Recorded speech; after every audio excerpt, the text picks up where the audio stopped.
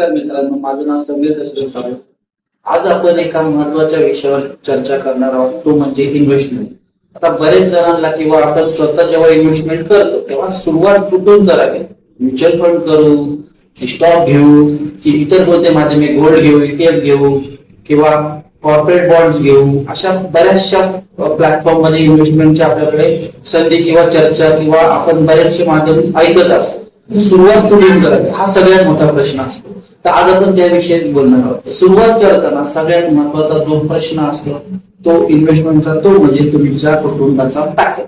तर बॅकअप मध्ये काय येतं की समज तुम्ही घरातले करता घेता आहात, समज तुम्ही गेल्यानंतर घरातला इन्कम सोर्सेस पुन्हा टोटली बंद होईल. त्यासाठी तुमच्या कुटुंबाला जो महत्वाचा असतो तो बॅकअप. मग तुम्ही बॅकअप कुठून रेडी केला आहात का?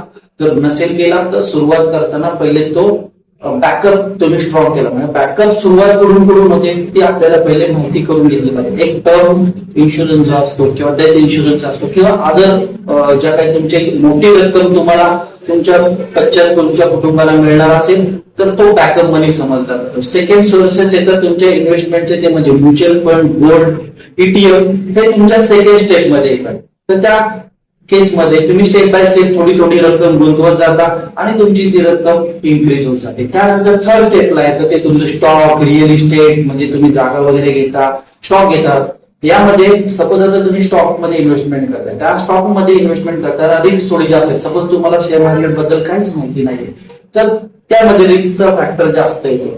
त्यामुळे आपण फर्स्ट फॅक्टर कडे येतो, तो म्हणजे आपला टर्म किंवा आपले अदर डेथ प्लॅन वगैरे जे असतात. यामध्ये एक मोठी रक्कम भेटली जाते. त्यानंतर सेकंड सोर्सेस येतो की म्युच्युअल फंड, गोल्ड. यामध्ये तुमचे फंड मॅनेजर तिथे काम करत असतात. पण जी थर्ड स्टेप जी असते स्टॉक वगैरे, जर तुम्ही डिरेक्टली जर घेताय आणि तुम्हाला नॉलेज नसेल तर त्यामध्ये मोठा लॉस होण्याचे चान्सेस जास्त आहेत.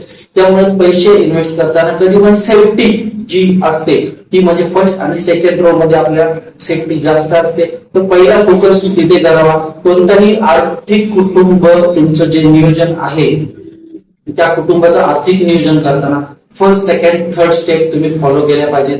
त्याशिवाय तुमच्या कुटुंब नियोजनाचा भाग पूर्ण होणार नाही.